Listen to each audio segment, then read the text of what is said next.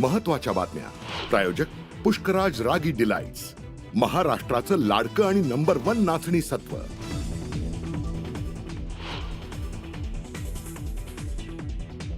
उन आतंकियों को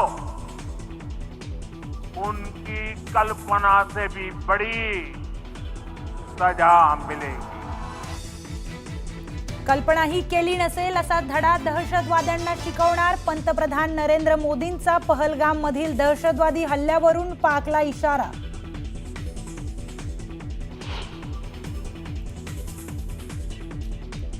पहलगाम मधल्या दहशतवादी हल्ल्यातील मृतांना पंतप्रधान मोदींकडून श्रद्धांजली. बिहारमध्ये भाषणापूर्वी मौन बाळगून वाहिली श्रद्धांजली.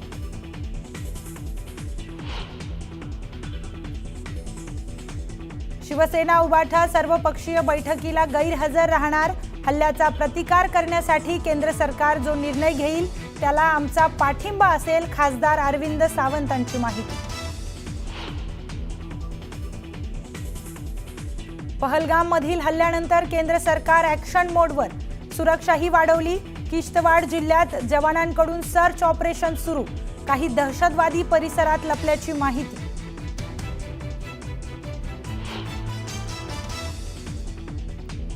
भारताचा पाकिस्तानला आणखी एक दणका. भारतामध्ये पाकिस्तानचा ट्विटर अकाउंट ब्लॉक.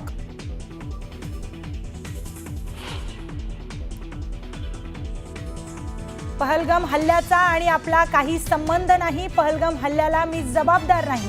भारत पाकिस्तानला नष्ट करू इच्छितो. भारताच्या कारवाईनंतर सैफुल्ला कसूरीचा आणखी एक व्हिडिओ समोर.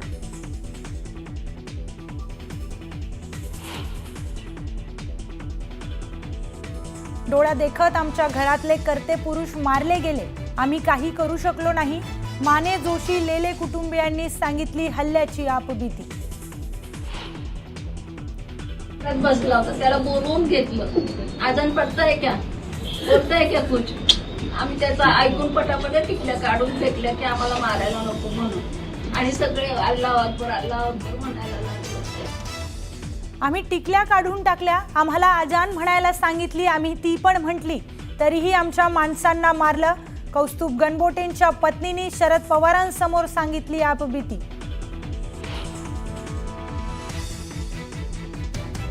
आम्हाला हिंदू मुस्लिम वेगळं व्हायला सांगितलं. आमच्या डोळ्यांदेखत सर्वांना मारलं.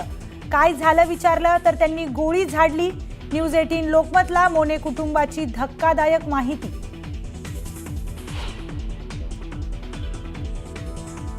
छत्तीसगडमध्ये जवान आणि माओवाद्यांमध्ये चकमक. करेकट्टा भागात झालेल्या चकमकीत 6 माओवादी ठार. तर परिसरात लपलेल्या माओवाद्यांचा शोध घेण्यासाठी हेलिकॉप्टरसह ड्रोनचाही वापर.